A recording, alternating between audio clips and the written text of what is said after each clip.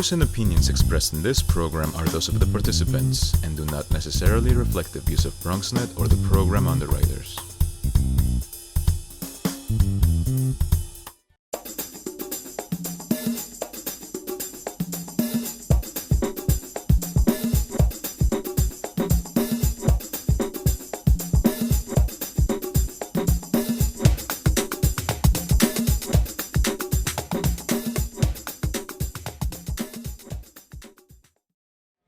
Good afternoon. Oh, you're all so well behaved. So every campus has cycles, right? And seasons and rhythms. And where are my admissions folks? There you are. So you've just finished bringing in students for our undergraduate and our graduate programs. And what the rest of us don't recognize is that you're already revving up for the next round of recruitment and open houses and communication with our future students. And one thing that's happening across campuses, not just here, but across the United States, is eventually people are going to get letters of acceptance to programs. And one line that I used to use all the time and that I hope we can still use here is, if we accepted you, we assumed that you had everything it took to graduate. So I want you to think about that statement, because when a student gets a letter of acceptance, it doesn't say, you have a 50-50 chance of graduating from Lehman College. It says, welcome to Lehman College. And every single one of those students believes, and should believe, that he or she has what it takes to meet their goal, which is graduation. So today, President Cruz is going to talk to us about ways to use data in an actionable fashion.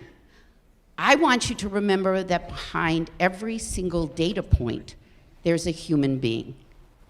And every single human being got a letter that said, you're accepted to Lehman College. So now my job is logistics. Before I bring on the main act, you will be listening and totally engaged in a presentation by President Cruz for approximately 1 hour. And then there will be 30 minutes, and you can set your clocks. There will be 30 minutes of discussion or Q&A.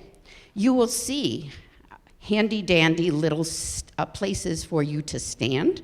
And there will be mics that are put in these places. So the line forms on the left, the line forms on the right, and for 30 minutes, we'll engage in some Q&A after the 1 hour presentation.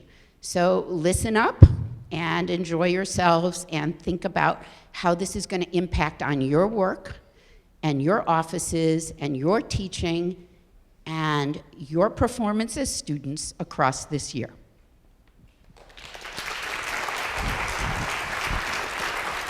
Thank you, Provost Fain, and thanks to all of you for being here today. It's wonderful to see such a great turnout. The pressure is on. I mean, we had to change the venue a couple of times, but I'm thrilled that we have this opportunity to talk a little bit about student success.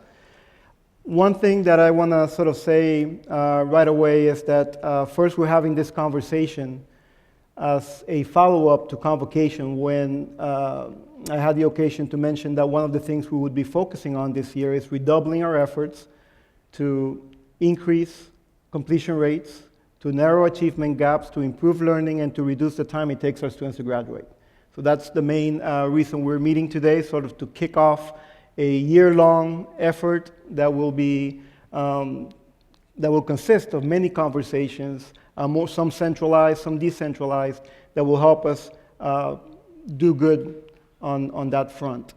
The title of the presentation includes the word strategies. I want to say also at the beginning here that we will be discussing a little bit less about actual practices or the what, and a little bit more about the how. How do we even identify, using data, what the practices should be? How do we make sure that we socialize what we think the problem is and the solutions are with enough people from our campus community to identify the most promising areas of action? And then how do we mobilize the entire campus community to drive the work forward? One of the things that you will hear me say over and over again is I'll be referring to intentionality. And the reason for that is that throughout my years in higher ed, thinking about student success, and I think in life in general as well, it's all about intentionality. It's about that focus, it's about that commitment, it's about that drive. And hence the power of intentionality, part of the title of this presentation. This is also an opportunity, we're getting to know each other, for me to share with you a little bit of what informs my lived experience and how it informs the way I approach the work and how I hope that we will all collaborate on this and many other initiatives. I will say before I get to the specifics of student success that my approach in higher ed in general is pretty much informed by my experience as a student, where through that experience I learned that it's not only about what the student can and wants to do and is committed to do, but it's also about what institutions do. I know what it feels like to not get your financial aid check on time. I know what it feels like not when you can't find the class that you need in order to have the prerequisites necessary so you can take that other class the following semester that's only taught in that semester. I know what it means to be disrespected when pursuing some business service on campus. And so those things are things that, that inform my work.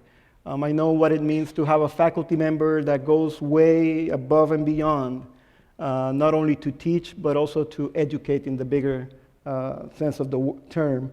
And I know what it feels like to be sort of set to the side by a faculty member that feels that I am either not smart enough, motivated enough, or ready to be pursuing the work that I have engaged in. So that's an important piece of what informs my approach. My approach is also informed by my time as a faculty member and how hard it is, how sacrificed alive faculty members live from the standpoint of trying to balance not only the teaching and the educational aspect of our works, but also do so at a time when you're trying to advance the discipline that you have devoted your life to, and at a time when you're trying to serve the community, and yes, at a time that you're trying to watch out for yourself. You have a career to take care of. You have to go through the retention, tenure, and promotion process. It's very difficult to balance all of those things. I've also learned a lot from my time as a department chair.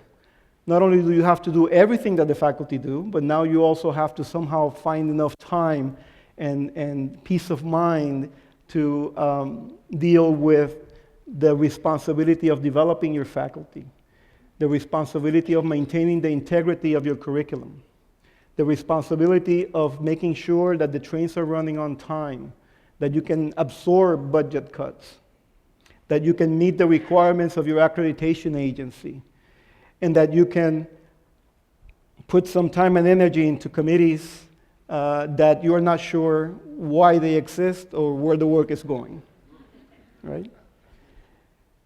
As an administrator, the lessons that I've learned through my time as an administrator are really that I have to, when I'm trying to balance the competing priorities and the pressures from the external stakeholders, irrespective of where I sit in the administration and the org chart, that the best way to be successful, to advance the mission of an institution, is to remember the lessons learned when you were a student, when you were a faculty member, and when you were a chair. And then as a parent of 4 adult children, 3 of whom are actually in college right now, my approach is informed by the urgent recognition that a higher ed degree really is a multi-generational transformative agent. And so that in general is how I approach the work that we do. And when we look at the subject of student success in particular, that work is also informed by an experience I had at the Education Trust in Washington, D.C. But before I get to that, let me just briefly go over the structure of the presentation. We will start out by talking a little bit about what intentionality means in the context of student success.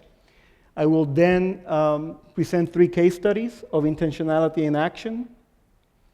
We will discuss 3 takeaways from those 3 case studies, and then we will open it up for questions and answers and discussion. So, intentionality. The claim I'm making here today is that colleges and universities can accelerate improvements in student outcomes by mobilizing campus communities through the strategic use of actionable data and the intentionality of their policies and practices.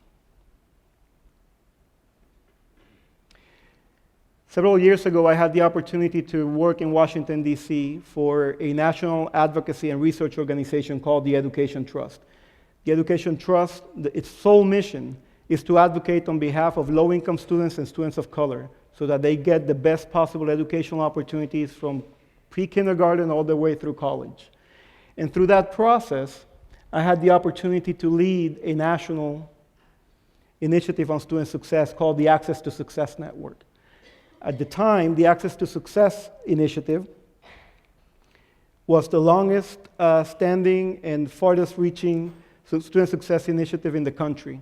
22 different university and college systems had publicly committed to increasing the number of graduates they produced for their states, and they had publicly committed to ensuring that they would reduce the achievement gaps of those graduates between groups of students that graduated, and also importantly, to reduce or narrow the admissions gap, the access gap to those universities. City University of New York was one of the systems involved in this initiative. So when you look at 22 public higher education systems making this public commitment, representing over 300 campuses, serving more than 3.5 million students, it was not only a very bold public commitment on the part of the colleges that they would do these things, but also it lended itself to a sort of a living lab. So now you have 300 campuses across the country that are committed to student success. They have committed to publicly reporting their data. There's a lot that we can learn about those that are actually moving the needle and how they're doing it. And so, after a few years of this effort, we had enough data to start seeing how these campuses were doing. And that data would then allow us to identify the fastest improving campuses so that we could visit them and do sort of ethnographic studies to see how it is that they were managing to get those gains. And what we found is, and that's when the concept of intentionality started to dawn on me as sort of a primary agent of change in higher ed, is that even when campuses and systems were publicly committing to student success, not all of them were actually being able to drive the work forward. And so the use of data, what we found is that the use of data was fundamental not only in our ability to identify those that were doing a good job, but also in the work that they were doing on behalf of their students. So let me just illustrate this with an example here. We have a chart here that has 312 bubbles, because there were 312 campuses. Each bubble represents a campus in the Access to Success initiative. All of them have committed to increasing graduation rates and narrowing achievement gaps. The size of the bubble represents the number of students enrolled in a particular campus. So the bigger the bubble, the higher the enrollment. The horizontal axis represents the graduation rate. So the farther to the right, the higher the graduation rate was for all of their students, the overall graduation rate, 6 year. The vertical axis is the gap, the percentage point difference between the graduation rates of the underrepresented students versus the non-underrepresented students. So ideally, this is a snapshot in 2005, ideally you would see colleges and universities that have committed to improving student success and narrowing gaps, you would see that those bubbles would move towards the lower right-hand corner. That means their graduation rates are increasing and their gaps are decreasing. You would also want to make sure that the size of the bubble was sort of constant, because you don't want to be improving just because you're reducing your admissions, right? You're being more selective. And you also want to make sure, and the color is important here, that they're not doing so by excluding certain types of students, right? And so here's what happens when you map this out, and I'm highlighting San Diego State University because they turned out to be one of the fastest improving campuses in the system. So as you can see, San Diego State is going in the right direction year after year. All the other campuses, you can see some that are doing the same, but some are just bouncing around kind of randomly. So it's hard to tell here from where you're sitting, but basically, in 5 years, San Diego State increased their overall graduation rate by 20 percentage points, and cut their achievement gaps by 10 percentage points. So how did they do it? Right? That's the big question. How did they do it?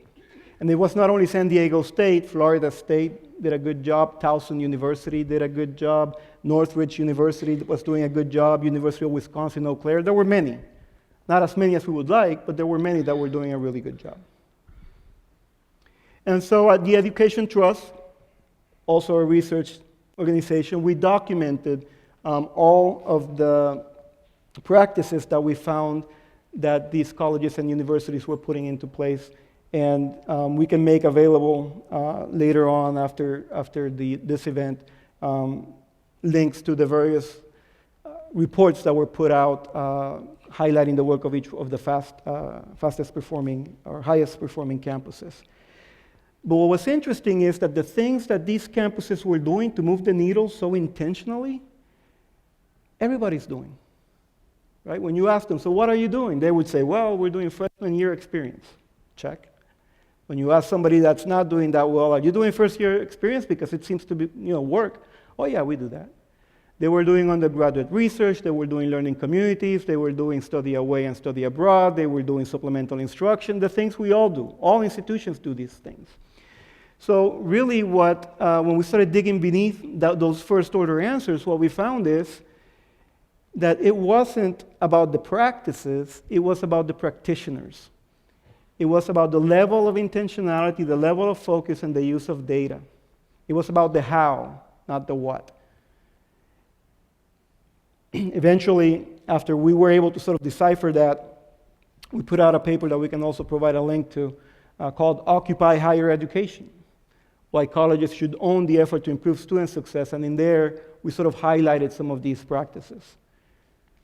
Practices that clearly indicated that those calls that some policymakers were making to, higher ed is broken, we need disruptive models of education, we need massively open online courses, and we need to do away with the credit hour. All those dramatic calls really, based on what we had learned from those that were making a difference, would not do anything but disrupt the work. So what is it that, why is that? Why is it that disruption doesn't work? Why is it that it's about a lot of incremental reforms happening across campus that drives change and not big, bold ideas? Well, here's an attempt, and I hope that the faculty and the staff and administrators will be able to appreciate this. So the problem is, when people look at student success and think that it's about bold reforms, the problem is that it's really about the quality of execution. So in theory, when people talk about change and transformative change, they talk about two things. They talk about the boldness of the reform, how audacious is the initiative that's being put in place, and the quality of execution. So if you are sort of timid in how bold you're going to be to drive student success and don't execute well, you'll probably stay status quo. But that if you are very bold in what you try to accomplish in short time but don't execute well, probably what will happen is that you will have controversy without impact, right? Just a lot of noise and discomfort on campus or whatever the organization is. That if you sort of are not as bold but execute well, you will have some improved outcomes, but that if you really, really want to move the needle, change theory says, that for transformational change, you have to be bold and you have to execute well. In higher ed, and I always had trouble convincing my friends in Washington, D.C. on the policy side that this was the case. In higher ed, this doesn't work. In higher ed, if your boldness of reform is timid and your quality of execution low, you have the status quo. But what's different in higher ed than in sort of this abstract theoretical world is that there's a natural upper bound as to how bold you can be. That if you try to be bolder than that natural upper bound, the college's immune system will kick into play and will reject those efforts. Right? So my friends in Washington would say, no, Jose Luis, you're wrong. Clearly, surely, you can be bold. It's just that we need people to really step up their game and we need high quality of execution. And I would say, well, if you do that in a college or a university, you'll be working very hard for a long time, but it'll just be a long, drawn-out disaster. Because in colleges and universities, transformational change is achieved through the sum of many well-choreographed incremental reforms. And that's what we found in the highest performing institutions. Those 20 percentage point increases or 10 percentage point increases that they achieved, you could trace them back to 2 percentage points because of something that they did differently in the financial aid office, a percentage point bump because something they did different in the way that they approached the course redesign of their bottleneck courses, a couple of percentage point increases because of their supplemental instruction. It's always commingled. It's hard to sort of untangle. But the idea is that if all of the people working in the various functional units of the campus are focused, are interested, and are committed, all those efforts will add up to transformational change. And so, with this perspective, through this lens of the theory of changing higher ed, we then went back to those fast improving and leading institutions that were doing a good job in student success and tried to identify some characteristics that they had in common. And what we found is that the leading institutions, the first thing they had in common is they had clear goals and visible leaders throughout the institution. Not just at the top, not just at the division heads, throughout the institution. Leaders who understood that maybe there wasn't a lot of money for new initiatives, but that there certainly was a lot of data that could be tapped to make better decisions about what problems to tackle and how. The second characteristics of these leading institutions is that they also understood that the data, for it to be useful to drive student success, had to be made actionable. It had to come alive as pervasive, relevant, contextualized, timely. The same data needed to be presented in different ways to people in different offices so that they could see themselves in what the actions were to drive the work forward.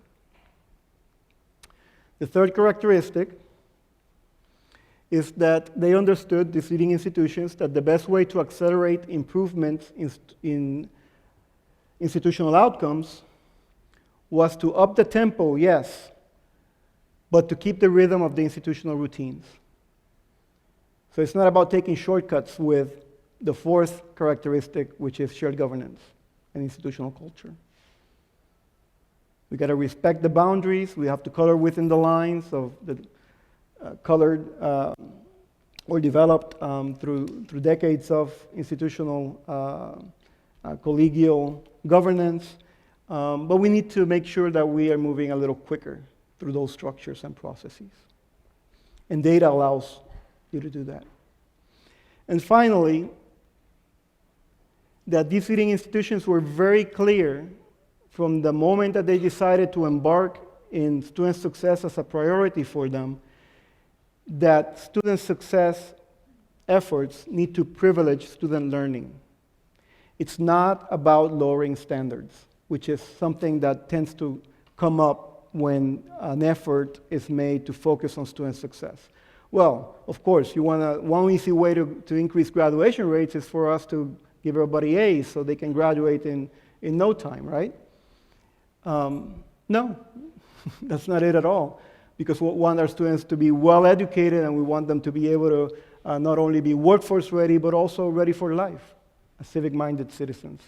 We will also share with you a piece that I wrote for the AACNU Diversity and Democracy spring issue, I think it was, precisely on this point, that we would be doing a disservice to the students that we serve if we were to think about student success from the perspective of lowering standards.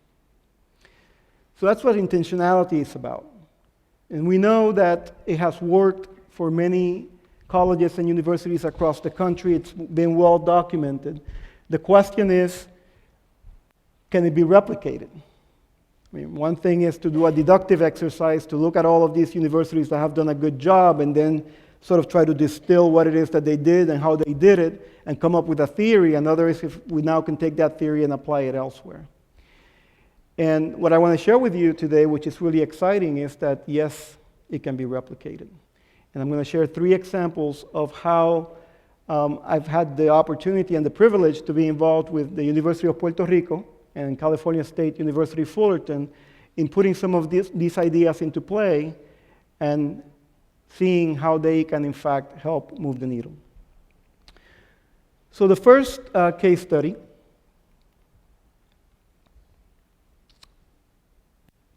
it's about 10 years old.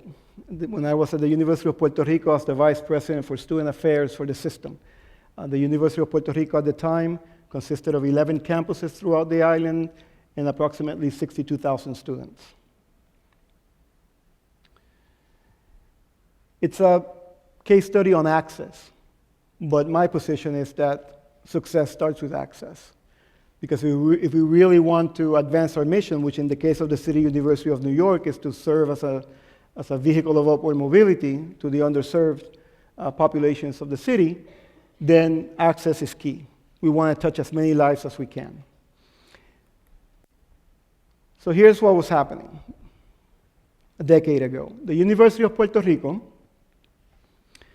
had embarked in a process to increase enrollment in their graduate programs as a means to support a broader research and set of research and scholarly activities that would then fit nicely with the island's thought at the time that they needed to do something to move away from the industrial economy, manufacturing economy, to the knowledge economy. And so that's something that had been widely discussed on the island with the elected officials and whatnot, and a decision was made to do so. Now, in order to increase your graduate enrollments and provide more time for your faculty to do research, your undergraduate enrollments are going to naturally go down, all things being equal. So this is going on. There's a budget hearings, and the legislators decide that, no, we don't want the undergraduate enrollments to go down. You had a peak of 65,000. You had 62. We want more graduate students. We want the research, but we want the 65,000 undergraduates, right? And the issue was that at the time, the university's budget was predicated on a formula that considered the average of the previous 2 years' revenues generated by the state in order to determine how much the university would get. And it was intimated that unless the university was able to get back to 65,000 fairly quickly, that the budget would not be honored, the budget formula would not be honored. So that's a conflict. The complication was that we needed to move quickly to raise our enrollments dramatically to 65,000, and that when we looked at the data, it showed that if we just did not do anything, we would continue obviously to go down. And the number that we had in mind at that time after we did our enrollment model was that we would actually end up with 61K the following year. Very tough to go back to the legislature after they told you they want 65, saying, oh, we actually lost another 1,000. To further complicate matters, the institutional culture of the University of Puerto Rico and the shared governance structures were such that students were admitted not only to a particular campus, but to a particular program, and that each program, the number of seats for each program, and the admission standards for each program were decided upon by the faculty of the department. Right? So now you have to move your enrollments quickly, but you have a system that requires a lot of consultation. We can't increase the number of seats, and we have no flexibility. I said enrollment management, people know how complicated this is, and you can't lower the admission standards. There was plenty of demand, mind you. There were plenty of students that wanted to get into the UPR. So what we decided to do is looking at that data and knowing a little bit about what the Education Trust was learning from the Access to Success initiative. I was at that point the liaison of the University of Puerto Rico system to the Access to Success initiative. I would later on go to lead the initiative in Washington. We decided to socialize the data and make sure that we had all of the relevant campus constituents and external stakeholders look at the data to identify what are the issues that we need to deal with that are most promising, that will allow us to do this in a way that will not create controversy, that will not violate our shared governance and our cultural, institutional culture.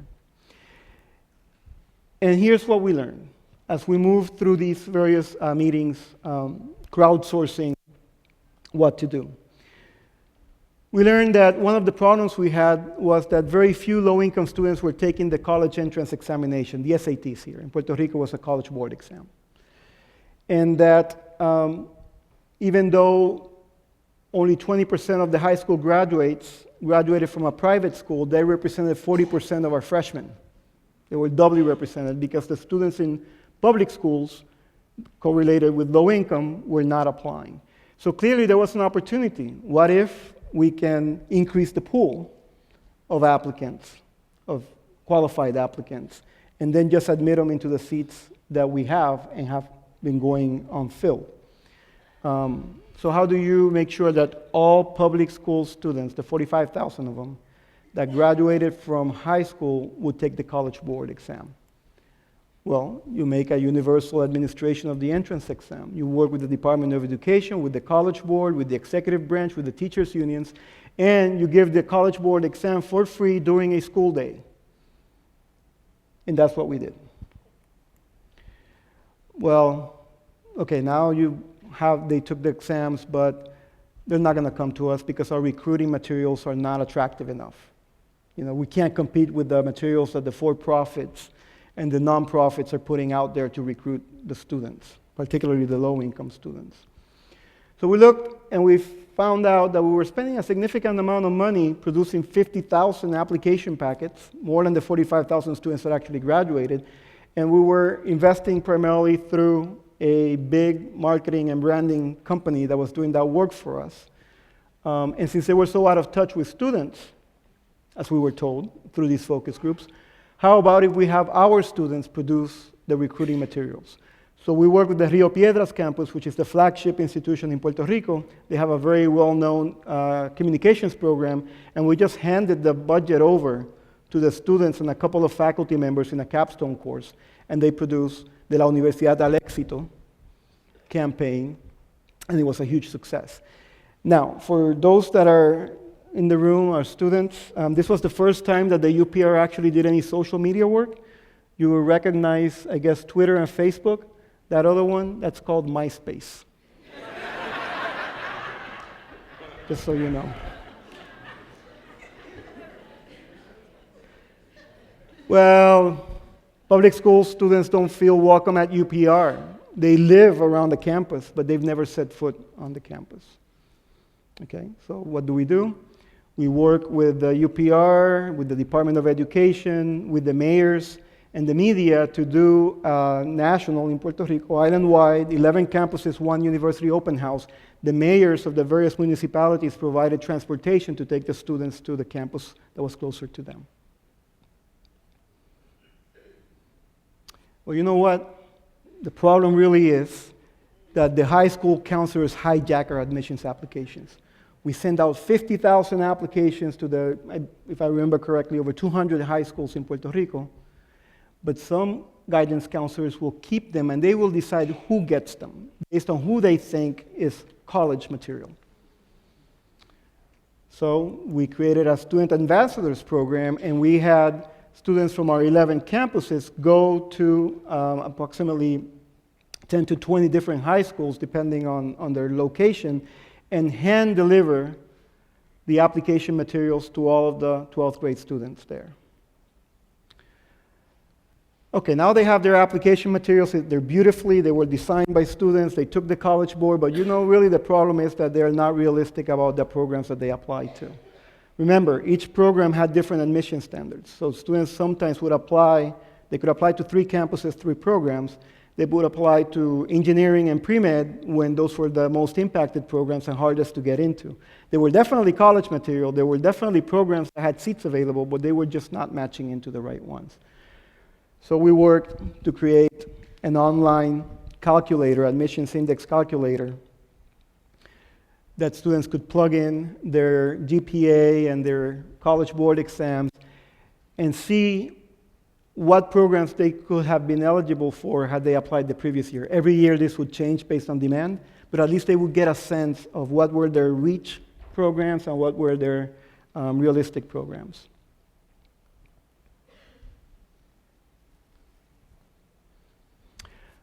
Okay, now they know what to apply for, but they don't have the $20 to pay the admissions fee. We work with the Board of Trustees, the high school counselors, the bursar's offices, the admissions folks, to develop a waiver program so that the students could be able to apply without paying the admissions fee. All right, but now they're going to apply and they're going to be rejected anyways. Every year we send out 2,000 or so rejection letters, even though we still have about 1,000 seats unfilled. What do we do with those? We have a reconsiderations process where the student actually has to travel to the school that they did not get into, stand in line for some time, and then see if, by any chance, they can be admitted to another program in that school. We developed an online process, reconsideration process, that basically allowed us to only send, if I remember correctly, less than 50 rejection letters out of 15,000 applicants. Because what we did was we would send the students a letter saying, well, Jose Luis Cruz, we're very excited that you want to be a student at the University of Puerto Rico. While we cannot admit you into any of the 3 programs that you applied to, please know that there are 19 programs in these 3 different campuses that you qualify for, and there's still space available. So it was more of an invitation to continue to explore. At the end of the day, and I make this story step by step because it's to represent the type of intentionality that I've been discussing, we hit the 65,000 mark in 2 years. And we did so against what everybody was saying would happen, that we would lower standards with a better entering class than we had before. Because there were hundreds of public school students that when they had a chance to demonstrate their aptitude and knowledge through the College Board exam that was given for free, actually qualified and were able to be admitted. So that's one example. Actionable data, lots of conversation, and identifying how to allocate budgets, time, talent, and energy. I'll say before I go with the other 2 that one thing I found throughout my work studying other institutions as well as the work I've had a chance to be involved with is that money is never an issue. Because once you start focusing in on what is important to you, you can find it. Cal State Fullerton. This is 2013, just a few years ago. There were a lot of calls for disruption. It was the MOOCs were sort of the flavor of the month. And Governor Brown, the governor of California, made a very public appeal to moving towards MOOCs because it would make the colleges and universities more efficient and would provide better opportunities to students. We understood that this, and there was a commitment from the governor that there would be funding made available to pursue not only MOOCs, but also other uses of technology to advance student success. So what we decided to do is, because we were already committed to student success, is find out what were our bottleneck courses, what we could do about addressing them, and how could we position ourselves for when the money would be made available to take advantage of that. The first problem was trying to get a consensus on what a bottleneck is, right? There were a lot of comments around, well, you know, the recent Biology 101's failure rate, if you will, DFW rate, is 30%. That's just the way it is. It's always been 30%, right? Or really, it's not that the course is a bottleneck, right? It's because of lack of preparation or motivation, or it's not a bottleneck because of the curriculum. It's a bottleneck because of space. We don't have enough labs in order to accommodate all of the students. There was a lot of time spent on trying to figure out what a bottleneck was. And there was also a little bit of concern that when we were saying we needed to address bottlenecks, we were trying to lower standards and just let students go by without having the rigorous coursework. So we decided, okay, let's go back to what we've learned from the Education Trust and all these leading institutions. How about we look at some data? So we asked for what data do we use on grades, right? And so we find that, yes, all departments would get a grade distribution report for each one of the class sections, but it looked like this, hundreds of pages, right? Clearly not actionable. So what do? We decide that maybe we need to make the data pop, come alive. How can we do that? Well, I like bubble charts. I showed you a bubble chart at the beginning. So I remember talking with my good friend Ed Sullivan, and we just sketched out a little visualization graph here that we thought might make us be able to get over this notion that there were such things as natural failure rates. And here, what we have is a scheme where each bubble, the idea was that each bubble in the graph would be a course, a particular course offered at Cal State Fullerton. The size of the bubble would be the enrollment of the course, so high enrollment courses would be larger bubbles. That the failure rate, the percentage of courses with a C- or less, or a W, withdrawal, would be on the vertical axis, and the horizontal axis would be the gap amongst different groups of students. So if you have a large bubble in quadrant 3 there, that's a high enrollment course with a high failure rate and a large gap between students. Well, when you run the data and plot it this way, it wasn't as clean because we were doing upwards of 2,000 sections per semester. Cal State Fullerton has 40,000 students. But what was clear is, by presenting the data in this way, that there were some outliers. As you can see in that upper right-hand quadrant. One of them being Biology 101. In Biology 101, 3,848 students, 30% drop or earn C- or less.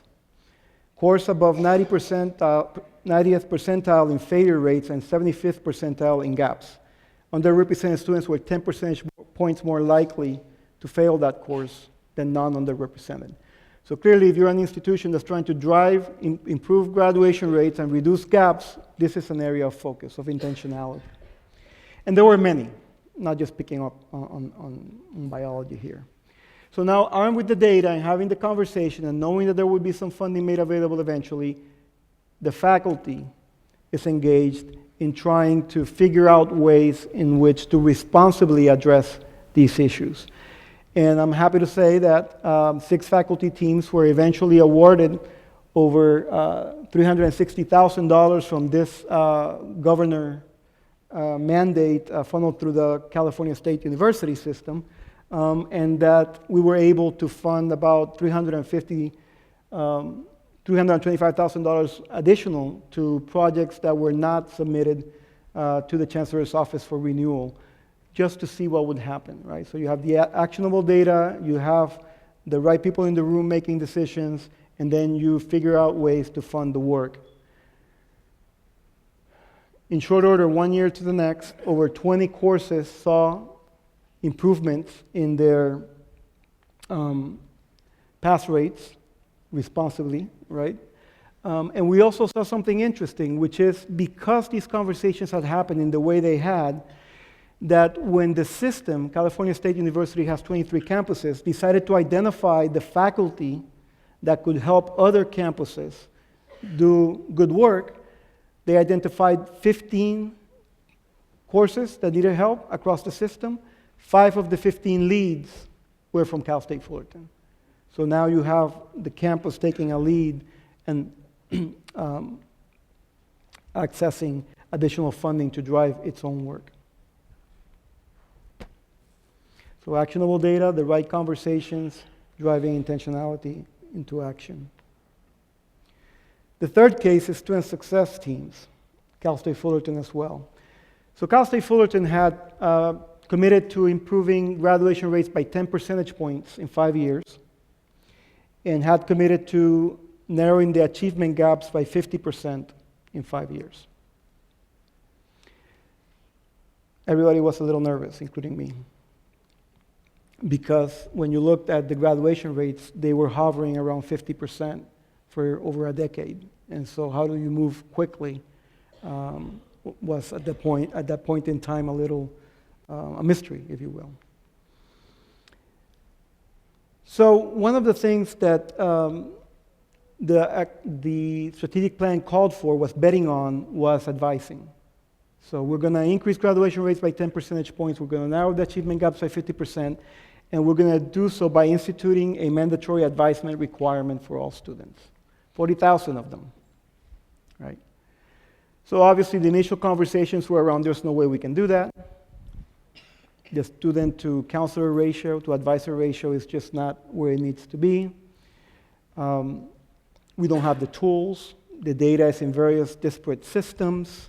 You know, we have 5 different platforms of data. How are we going to do this?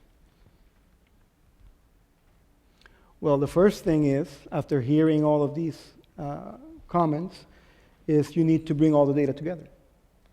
So a cross-divisional team from information technology and academic affairs created a data warehouse that every night would bring in data from various student information systems across campus so that it would be presented almost real time to the advisors. And you could actually click through all the way down to a student and contact that student if that student needed some sort of intervention. What types of interventions? Well, here's one. So this is an email from our institutional research Associate Vice President Ed Sullivan on January the 2nd of 2014 to all of the advisors and department chairs on campus saying, using this tool that we now have, here are all of the students that have not graduated, in the column marked A there, that have not graduated and not yet enrolled for the spring semester. So these are students that may not come back. And the dashboard would allow anyone who received this email to just click through and get to a screen with the students, their contact information, and some of them decided to do phone calls, others through email, through text, and that had a significant impact on our ability to re-enroll. And it's interesting the sorts of stories that you learn about why students had not re-enrolled and how easy it was to fix them only by knowing about them. Based on feedback from the users who said, you know what'd be cool? It'd be really nice if we could see those students that you would think would graduate, but are going to end up short by 1 or 2 units. Because students that graduate in 6 sometimes really graduated in 5 years plus 1 class that they had to come back for, right? And so quickly, the IT and institutional research group created a new view of the data that allowed the identification of students. For example, there's one there at the top that had 113 units earned and had only enrolled for 14 units in the spring, and so that would be 117, 3 units shy of a degree, right? The next one that you can't read from where you are, 111 units earned, 8 units attempted in the current semester. It would be 1 unit shy. And so interventions were put in place immediately to try to get those students before census date to add the course that they needed.